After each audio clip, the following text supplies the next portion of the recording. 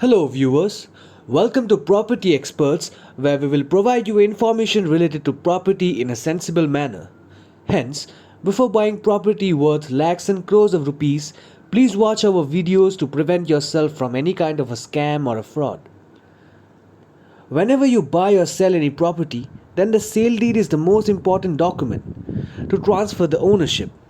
In this video, I am going to talk to you in detail about what a sale deed is and what are its legal requirements. How should you execute the sale deed? What are the important clauses? What are the things that you should keep in mind before executing the sale deed? What is the correct process of executing the sale deed and registering it? So please watch the video from the start till the end. Let's go straight into the topic. In this video, we will learn about what is a sale deed, what are its important clauses, what are the things that you should keep in mind while you are executing the sale deed, and how the sale deeds are executed. What is the process? So, if you want to know about the sale deed, then what is a sale deed? Then for that, firstly we need to understand that what is the exact process of buying the property. So assume this is a property and you want to buy it. Then what you have to do is, first of all, you have to negotiate the price with the seller. Once you have negotiated the price and you have agreed to the price as a buyer, after that you have to pay an advance. Generally, the advance is 10% of the sale price. So assume you have decided the advance and you have paid it to the seller. After that, you will sign an agreement with the seller with terms and conditions of sale, which are written in this agreement for sale. So, how will you make the payment? And what will be the schedule for the rest of the payment? Generally, the payment schedule is for 2 to 3 months for the final payment. So assume you got 3 months for the final payment, and once you have made the full payment, after that only the sale deed will be signed.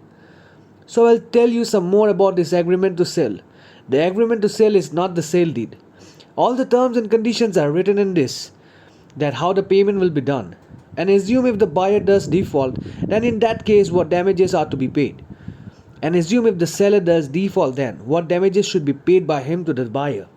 So the sale deed is the final document under which your ownership rights gets transferred. The ownership right is transferred from the seller to the buyer, and your complete ownership is considered legally only when you get it registered at the registrar's office.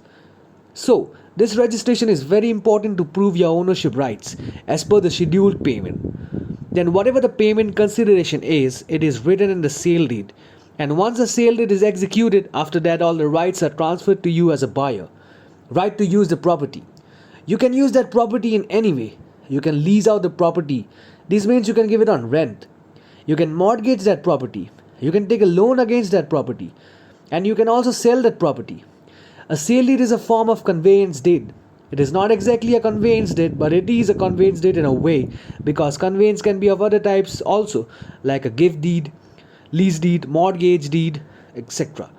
So the sale deed is a type of conveyance deed through which ownership rights are transferred, and the other conveyance deed I have given example about. A different type of right is conveyed by them. For example, if I talk about the lease deed, then in that you give your house on rent to someone. So the right is transferred for him to live there. The ownership right is not transferred. So I think that the concept of the sale deed is clear to you. Now, I'll talk about some important clauses in the sale deed. So now we will see some essential elements of the sale deed. First, you have to enter the details of parties in the sale deed. The details of buyers and sellers come in that: name, age, father's name and address. The details of both the buyer and sellers come in the sale deed. After that, the schedule of property comes. What is the meaning of the schedule of property? Where is the property located and what is the address? What is its description? Assume what is the orientation of the plot, or what is the orientation of the flat, or how much is its area. What are the details of its construction? After that, the payment details come under the sale deed. What is the agreed sale price between the buyer and the seller? How much was paid in advance, and on which date which payment should be made? The details of the check come under that. If the payment was done online, then those details come under that. After that, the time at which the original property papers will be handed over, those details come. And when will they get possession? When will the seller give the possession to the buyer? The exact date is written on that. And you have to ensure one very important thing in the sale deed. A clause is written in that property there is no encumbrance or liens against the property, which means that the seller is ensuring you that it has no loans. If the home loan is going on, then he has paid off the loan, or there are no dues of the property tax, or there is no maintenance due. So there shouldn't be any tax or any type of liabilities in that. After that, an indemnity clause is put, the seller indemnity you, that if there is some damage caused to you because of him, then he will pay you. So these are the important elements in the sale deed to which you should pay attention. Now we will see that what extra precautions you should take when you buy a property or you go to execute any sale deed. So what are the things that you should keep in mind? First, you should ensure that the title of the property is clear. It doesn't have any liabilities. It does not have any encumbrances. It does not have any liens. And you have to take a complete chain of title. And let's say you find out the history of 20 to 30 years. How was it transferred? Sometimes in some properties there occurs some litigation. Then the third party can also claim the charge. Assume there is a legal heir in some property and he did not get his share. He can make a claim. So if there is this type of claim, then you should have a judgment in his support. So you must ensure these things. Otherwise you can be stuck in litigation, and if you buy a disputed property, then it will be a big problem for you. The second precaution is no encumbrances and liens. So as I have talked about it earlier as well, there shouldn't be any loan or liability on that property. Assume a tax is due or there's some property tax due. Society maintenance is due or there's a loan due. Then all these should be paid off.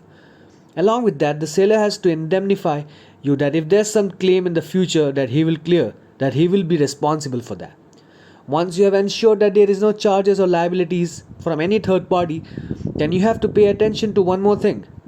You have to see that there shouldn't be any ambiguities in the sale deed. Like there shouldn't be any conditional clause. Basically, no conditions. Sometimes what happens is someone if put these type of clauses, they assume this sale deed is subjected to XYZ. Then it becomes a conditional sale deed. Then the absolute title is not transferred to you. So you have to keep this thing in mind that there shouldn't be any conditions. There should be an absolute title transfer from the seller to the buyer. So this was about the things that you should keep in mind while you execute the sale deed. Now we will learn about what is the exact process of executing the sale deed. So how the sale deed is executed. First of all, you get the draft sale deed prepared from any legal expert, lawyer or advocate. And both the buyer and the seller agree to the terms and conditions. After that, the stamp duty is generally paid by the buyer. So the stamp duty is generally 4 to 10% of the property value.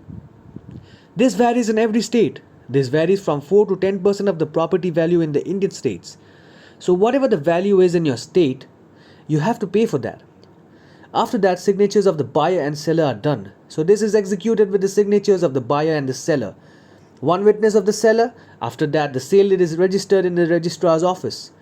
And when the registration is done at the office of the sub-registrar, if the buyer is not present due to some reasons, if there is some personal emergency, then he can give power to attorney to someone. So the power of attorney will bring the documents and present them to the registrar office. This is also legally valid. Other than that, the sale deed should be registered within 4 months. From the date of signing the sale deed, and the stamp duty and registration charges are to be borne by the buyer. And the seller does not bear them. And all these clauses are also written in the document for sale. So I think after watching the video, you have got the idea of what a sale deed is. What's the registration portion of the property? What are the things that you should keep in mind? And how to execute the sale deed before buying any property. Thank you so much for watching this video, and do watch all our videos in case you have any doubt regarding property. Thank you so much.